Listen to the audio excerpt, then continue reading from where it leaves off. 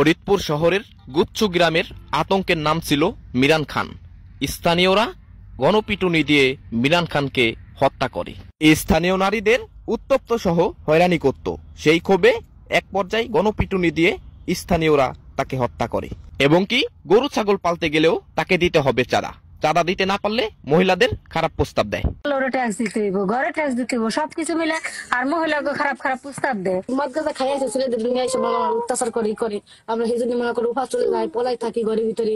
একটা মেয়ে মানুষ পাইলে টাইনে নিয়ে যায়, শিয়ান একটা মাইয়া ঘরে থাকলে। পরিবারের দাবি পুরনো শত্রুতার জেরে মিরানকে হত্যা করে স্থানীয় চেয়ারম্যান ওমর ফারুক। তবে বিষয়টি অস্বীকার করেছেন চেয়ারম্যান। না, এটা সঠিক না, এটা সম্পূর্ণ ভুল কথা। আমার সাথে তার কোনো বিরোধী নাই। ওয়ার্ড যুব দলের যুগ্ম সাধারণ সম্পাদক ছিলেন নিহত মিরান খান। পদ্মাচরের বালু, মাছ ও ইন্টারনেট ব্যবসার সাথে জড়িত ছিল নিহত মিরান। এলাকাবাসী ক্রমাগতভাবে মিরানের এই নির্যাতন সহ্য করতে না পেরে এলাকাবাসী সবাই একজোট হন। তারপরে গণপিটুনি দিয়ে মিরানকে হত্যা করে। আর এস শুভ, এটিভি নিউজ, ফরিদপুর।